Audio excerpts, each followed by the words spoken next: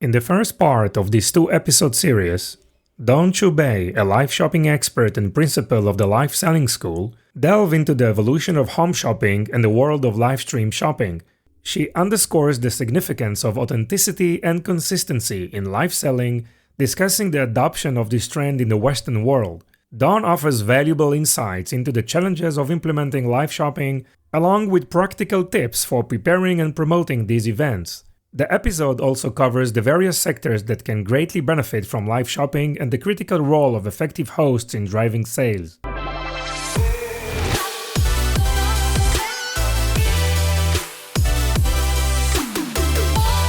Welcome to the Ecom Pulse, your heartbeat to the world of e-commerce. Join us as we meet industry leaders, innovative entrepreneurs, and passionate professionals who are at the forefront of the e-commerce revolution. From groundbreaking technologies to marketing magic, Ecom Pulse is your insider's guide to all things e-commerce. So plug in, gear up, and get ready for a pulse-pounding journey into the heart of e-commerce.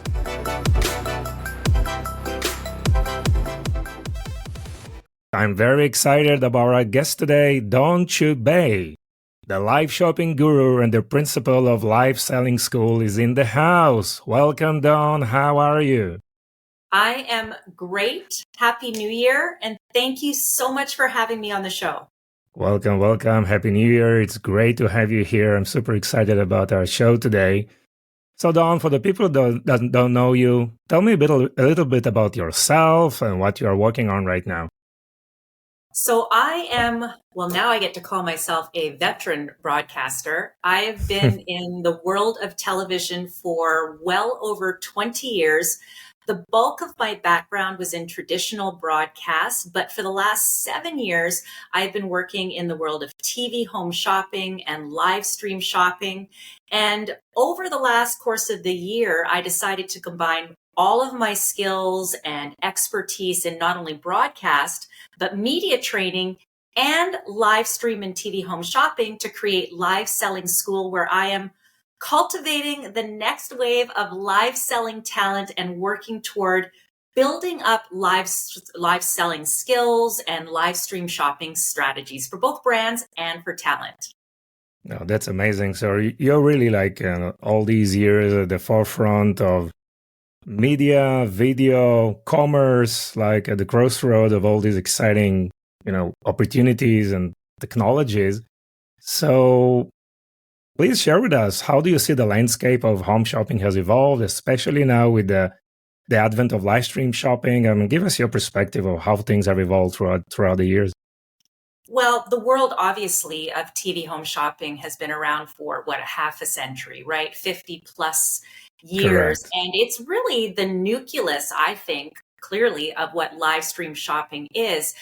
What's interesting to me is, while, of course, we do see the slowdown generally of TV home shopping, let's face it, it's not necessarily going anywhere, certainly anytime soon. It's sort of the Exactly. OG, the original of what we would see for traditional, even online and e-commerce. It was sort of what started it all. But what I look to is even what traditional home shopping is doing is incorporating live stream shopping as a really also good indicator of the importance of evolving those strategies, still recognizing and respecting the original sort of strategies, but helping them evolve and almost translate into not only modern day influencers and ambassadors and brands, but of course, as you know, incorporating modern brands and retailers to meet their customer where they are, which is, of course, online and on mobile. Exactly. So there are many, like, let's call them legacy technologies, blueprints, scripts, production tactics that are still valid today. But nevertheless, there are new tactics that came in like probably the last 3 to 4 years with live shopping that's originated from China, obviously. So what do you think is relevant still today from the days that you've started? And what I think are the new factors that are important today in modern live shopping? So without question, strategy is always going to be important. And I think that's sometimes a big mistake that people make when they decide to go live on whatever platform, right? Go live. is the idea is that they can just kind of wing it.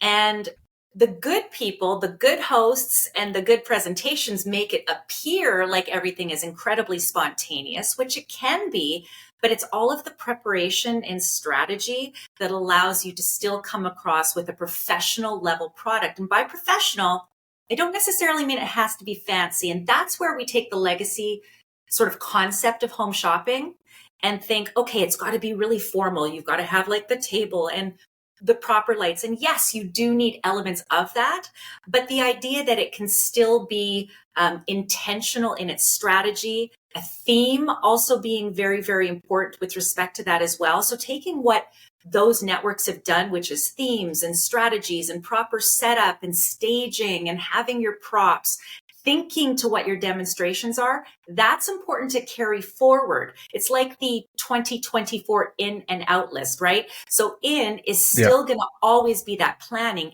Out is going to be the idea of necessarily thinking everything has to be perfect before you go live. My perspective is go live, but go to it with a plan, and that will allow you to still have a great product that comes out, even if it's not at perfection. Exactly. So authenticity is a keyword. I mean, everyone is using this as a key differentiators, right? But it's not enough. I guess it needs to be also professional and structured, and consistency is also the key, right? So authenticity obviously is a major issue. I'm sure you're working with your students on authenticity. So maybe you try to describe what it really means. So it's interesting that you say that, because in my online course and when I coach my students, we do talk about obviously authenticity. And isn't it interesting that that was the word of the year, according to one of the dictionaries, right? Authenticity, because yes, we have so much technology available to us. And yes, with AI, I know it can get scary for a lot of people. And in particular, the customer. I think the customer gets very, very concerned because they think with that, there is no one hearing what their needs are and anticipating, and really that authentic voice that builds trust. So to me, in this world of technology and AI, that authenticity is going to be even more important. So in my course, there's actually, and I won't be able to list them all off because I usually have a list with them, but I've identified 10 different components to authenticity. And of course, trust is an incredibly important part of it. But how do you convey that through technology, right? Through a screen where you can't actually see the whites of someone's eyes, or to really read some of the other elements of the body language. So other parts of it are things like product knowledge, right? They can trust what the host is saying because of that authentic interpretation of what some of those key features are and how they identify and translate into a benefit. Obviously, the way you communicate, the way you listen, the way you anticipate needs. There are so many elements of it, but authenticity is what breeds trust, and trust ultimately is what can facilitate sales and customer conversion. Something that traditional e-commerce, as we know, and why live stream shopping is so important for brands as you head into the future, is because technology can't be authentic. I don't care. I know, and there's lots of AI out there that will say, oh, we can, make a person say what we want them to say. Yeah. But authenticity is a human emotion and a human conveyance of how we communicate. Technology will never be able to match what a human can do with authenticity. Yeah, so this is really interesting, because what you're saying actually is that everyone can be authentic and interesting, and this is something that you can learn, right? Well, it's everyone's authentic. The learning is how can you project it? How can you amplify it? So here's the thing. Yeah. Authenticity doesn't necessarily mean that everyone has to like you. Authenticity has to do with being able to communicate your true self. If you watch a comedian on television and they're funny, but not to everybody, right? They're not funny to everybody. Not everybody likes everybody, but that's who they are. And that is what breeds the trust. Another element of authenticity is consistency. Now, when we talk about home shopping and broadcasting, we think, okay, consistency is like every Monday, we're going to do a show, or every third Saturday, we're going to do a Saturday sip and shop. for Yeah. instance, as an idea, right? The consistency when it comes to authenticity and why that is one of the key components is because it's the consistency of who you are. So if you were to follow me on social media, you would get the same person as you're hearing talking on this podcast and the way I Correct. communicate.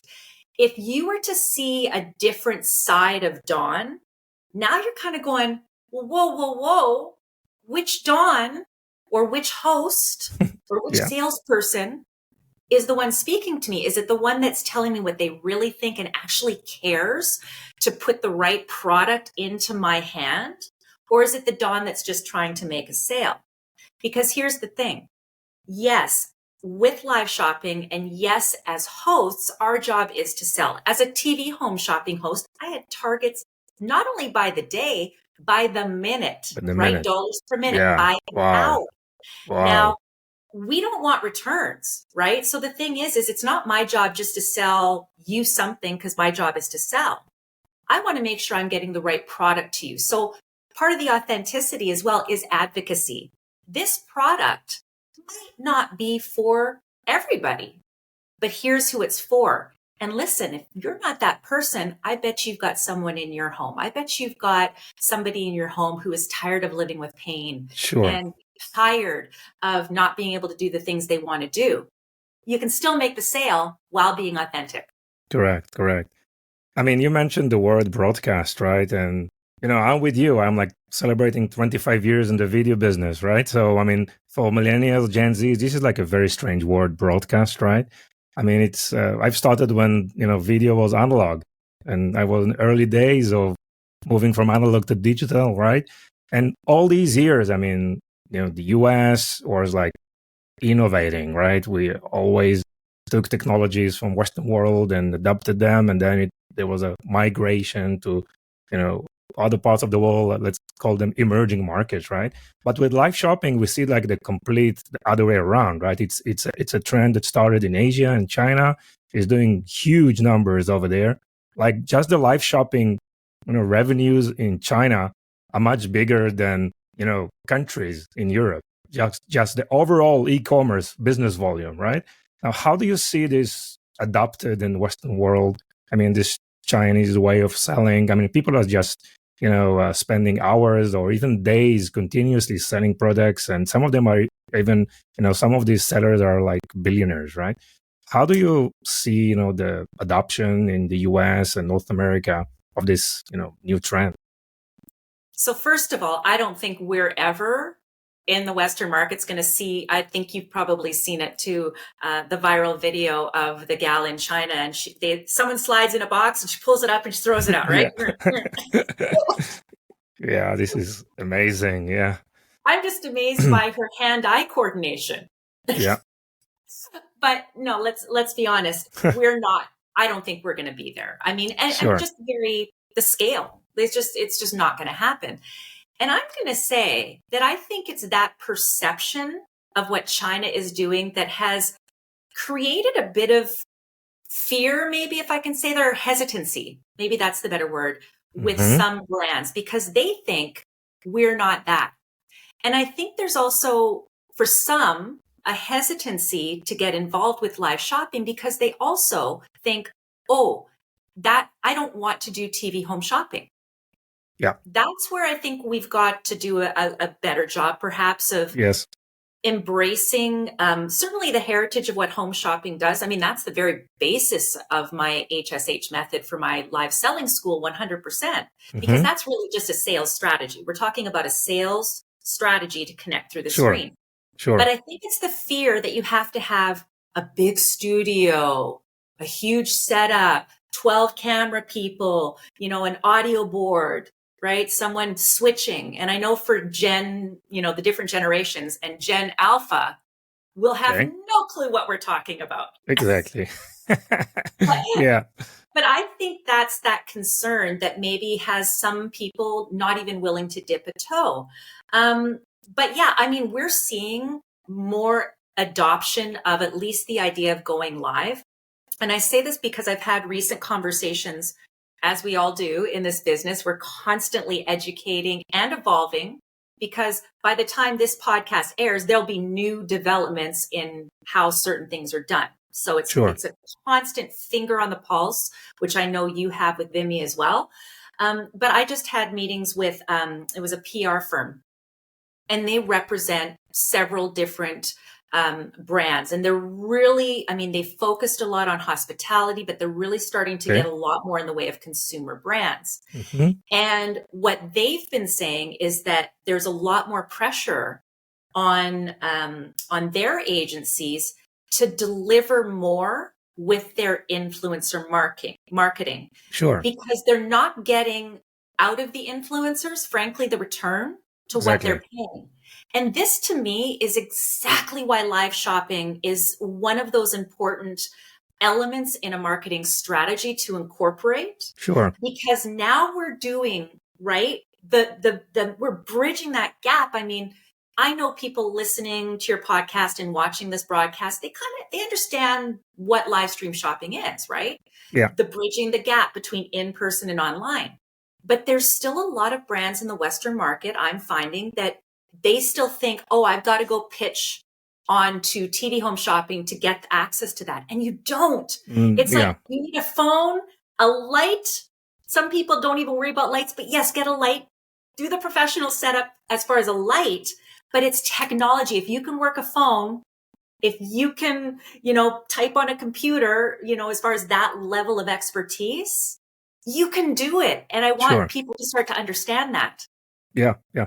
Look, I think that also from our experience, working with brands and retailers and from various research that we do, I mean, we don't need to convince that video works, right? Video marketing, let's call it shoppable video, video commerce, or live shopping. And by the way, it can be live or non-live or linear or pre-recorded, stream live. All these scenarios everyone knows that it's a very, very powerful tools, right? But I mean, in terms of media productions, like video is the most complex, right? But it doesn't have to be that way.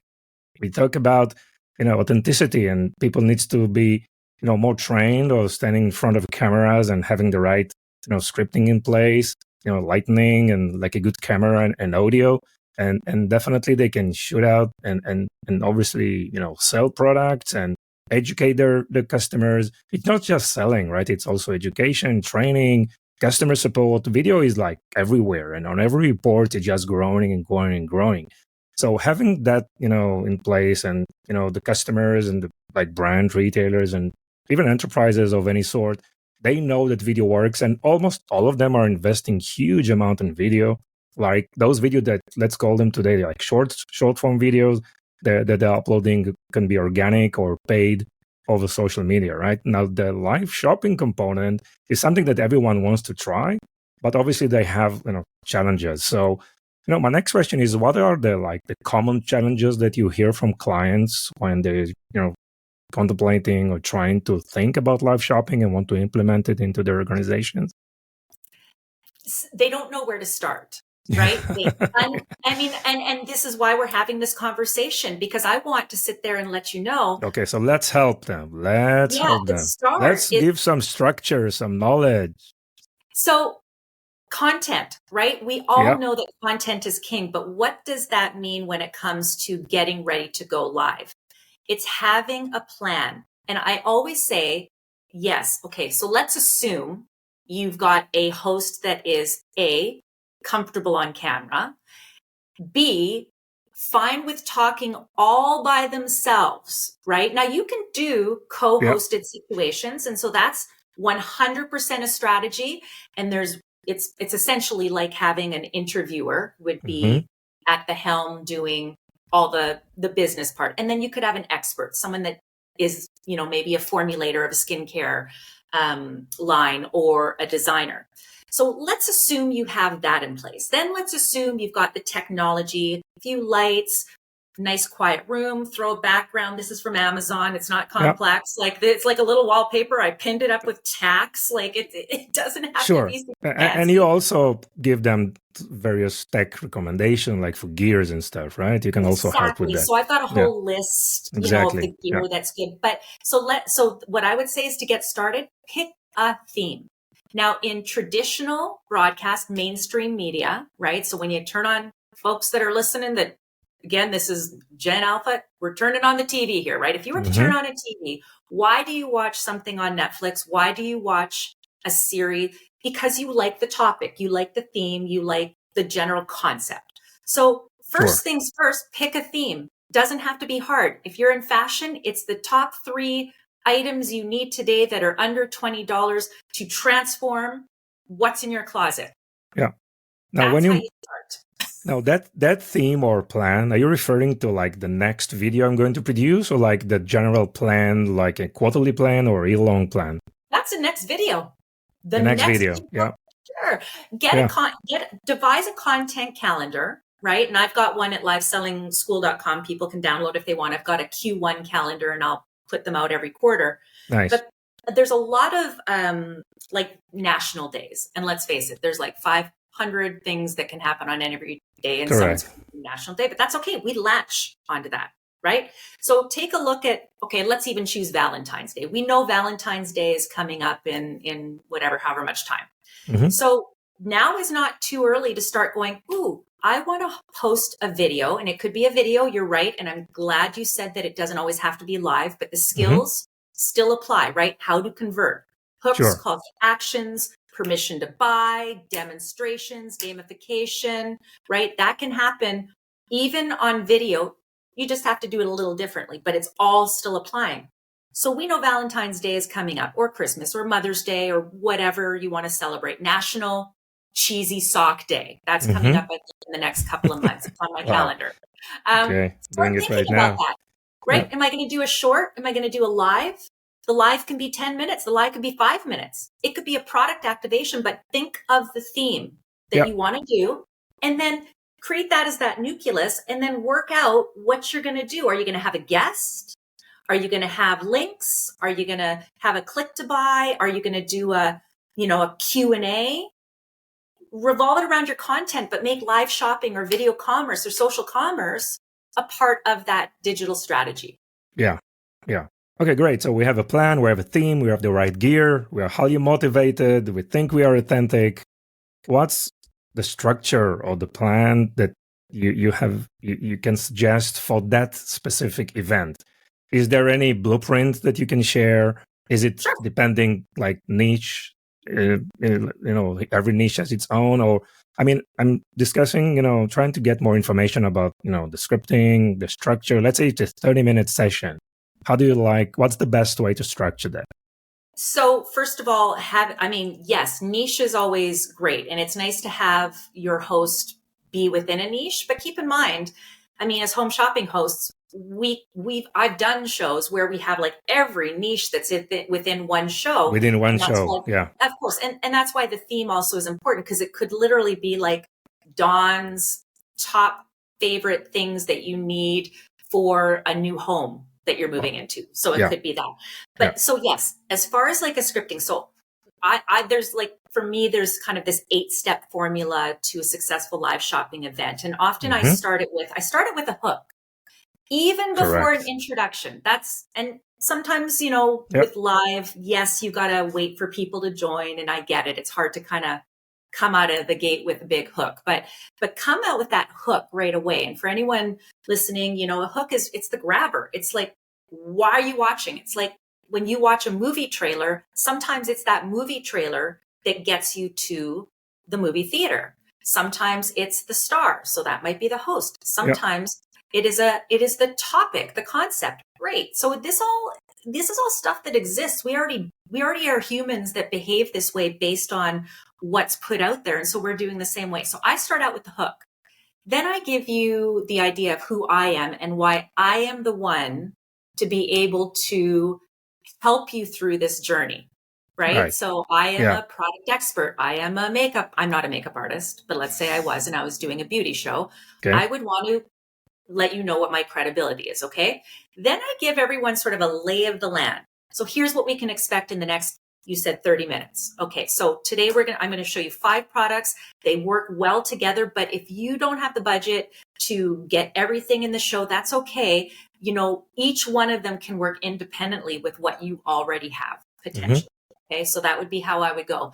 And then I would get into that first product. And that first product, so the hook off the top of the show is really like, why do people want to watch? Over the course of this half hour, I'm going to show you a product that can give you immediate results, or I'm going to show you a product that is going to give you 12 different outfits with that one outfit. Yeah. That's the hook Like for the value show. bombs right from Right. the get-go. Yeah. And then each individual product that you bring to air. So for the young people, when we're on any kind of screen or sound, that's called air, right? We're bringing you to air. So, each one of those products also needs a hook, right? So we go through that. And I would argue too that when anyone is presenting, the the benefit is more important to the viewer or the shopper or the customer than the feature. And I'll tell you why. Okay. Because features, of course, they're important. We need to know how much strength or wattage is in that blow dryer, 100%.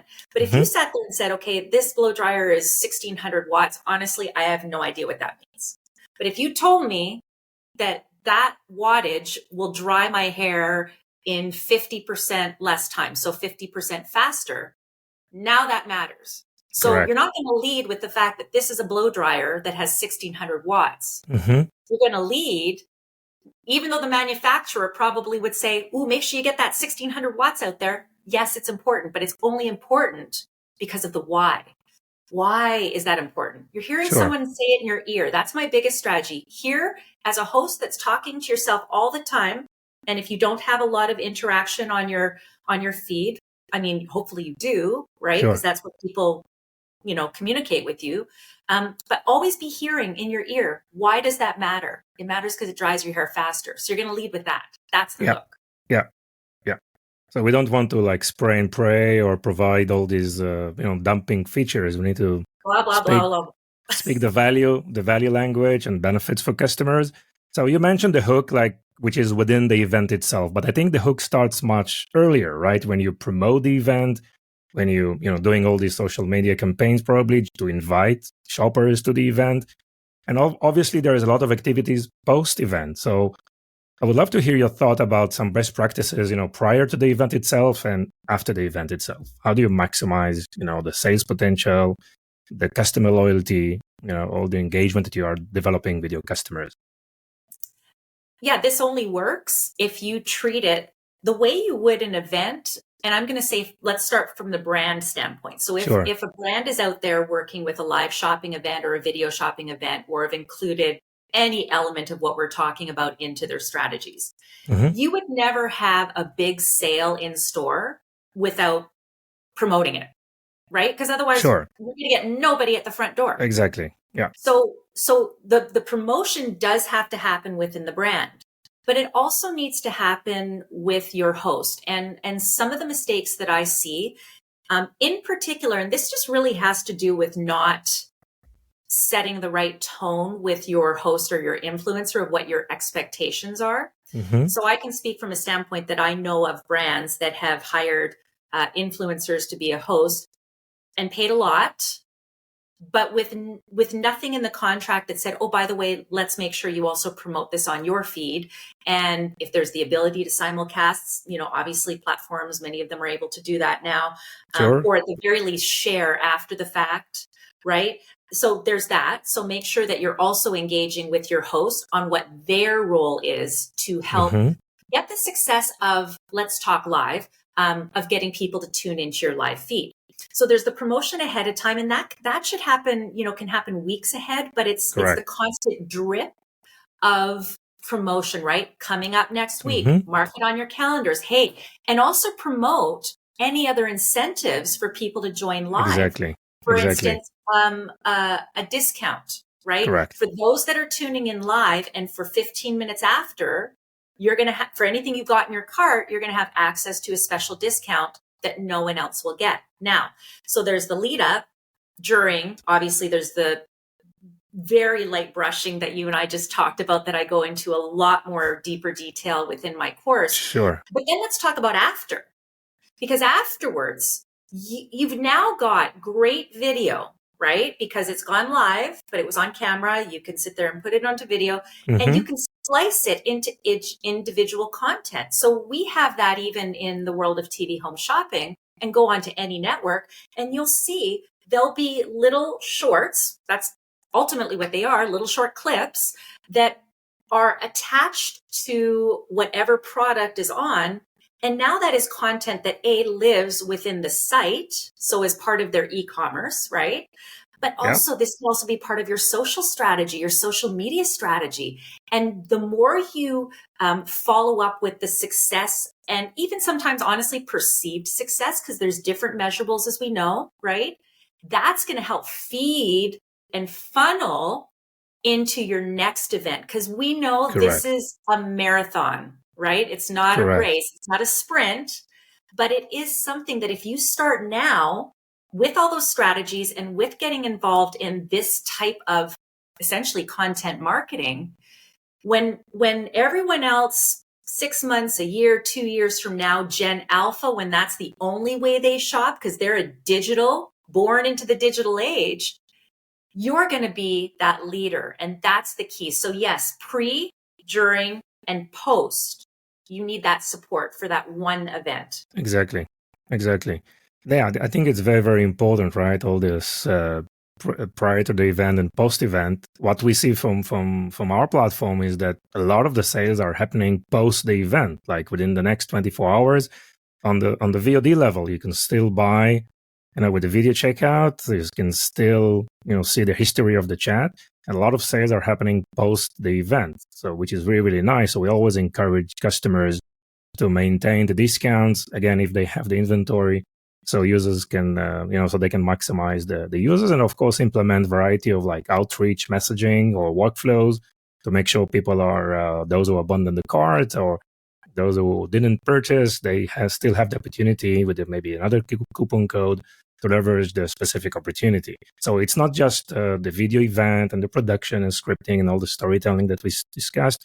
There's a lot of smart, marketing or upselling tactics that needs to be implemented in various stages. So the next topic I want to talk to you about, various niches, right? I mean, obviously there is like direct to consumers, B2C type of customers in various niches, but there's also B2B, right? And we can discuss about products, physical goods, and services and digital products. I think the latest insider intelligence report indicated that digital products are like number 2 in live shopping today in the US, which is really amazing. So if we want to just differentiate the market and see what works today and in which sectors, I would love to have your thoughts on this topic. Yeah, I mean, let's face it, digital products. We're seeing a massive boom in any of that right now, and in particular, and this is where I think it's important to acknowledge that the skills as a live seller, and again, whether it's live or on video, having a structure, having a theme, gathering all the research that's relevant as they apply to the benefits and the features and all of that. Even with affiliate marketing, we're seeing so many that are able to reach people like never before. And I know with your platform, there's that ability as well, to be able to sort of work within that. And, there's never been more opportunity now to reach so many people with such, I'm going to say, little effort with respect to technology as far as the user technology. Because I don't personally need to know how to code or create software to be able to do what TV home shopping networks and live streamers within those networks are able to do. I mean, we're talking, millions and billions of dollars of technology that I get to access for whatever a month or every use and a click on a button. So, I think that the growth of that, I can't remember where I was reading this, but just acknowledging that this is the year of the digital, right? The digital marketer, the affiliate marketer, and to be able to access so much for really so little effort and investment, even as an individual, right? And then businesses who have a little bit more budget, they can toss a few more resources in there. But really, it's just one of the most efficient ways to be able to access a consumer. Thank you for tuning in to this first part of our discussion with Don Chubai on the fascinating world of live shopping. We delved into the evolution from traditional home shopping to the dynamic realm of live stream shopping and uncovered the critical roles of authenticity and consistency. Join us in the next episode as we continue our conversation with Don, exploring the intricate skills required for being a successful live shopping host and the future of live stream shopping. Don't miss it!